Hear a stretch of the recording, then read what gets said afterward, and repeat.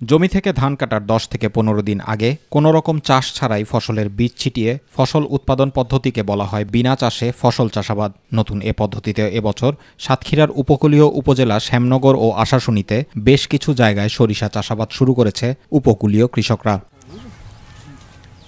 এতে করে একদিকে কৃষকদের ফসল উৎপাদনে খরচ কমেছে, অন্যদিকে ফলনও পেয়েছে ভালো। তাই এবছর বেশি লাভবান হওয়ার প্রত্যাশা তাদের। 5 বিঘা জমিতে আমার চাষে কোনো খরচ হয় নাই, শুধু সার বা বিষ দিতে হচ্ছে। বিক্রি করে আমরা বাড়তি যে টাকাটা পাবো সেটা দিয়ে ছেলে মেয়ে লেখাপড়া বা সাংসারিক কাজে এটা খরচ করব।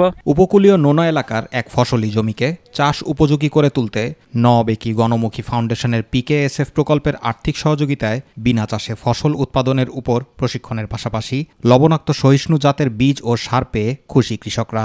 আমন ধান কাটি নিয়ে আর কিছু হয় না, নোনা পানি নোনা মাটি, আমরা কিছু করতে পারিনি।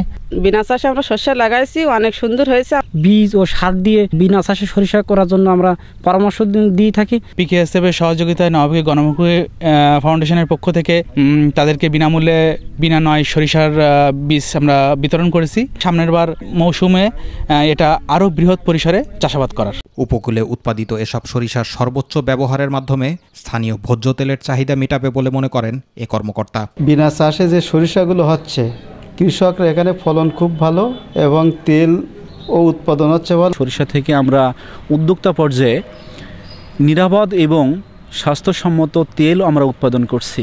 সরকারের পাশাপাশি বিভিন্ন বেসরকারি সংস্থা উপকূলীয় এলাকায় সরিষার চাষ বৃদ্ধিতে আর্থিক সহযোগিতার পাশাপাশি স্থানীয় কৃষকদের উদ্বুদ্ধ করছে কৃষি বিভাগ। রবি মৌসুমে বিভিন্ন শ্যামনগর উপজেলা সরিষার আবাদ প্রচণ্ড করে বেশ পরিমাণ বৃদ্ধি পেয়েছে, যেটা উপকূলীয় অঞ্চলে বিগত কয়েক বছর যাবতই উত্তরোত্তর বৃদ্ধি পাচ্ছে, এটা পূর্বে ছিল না।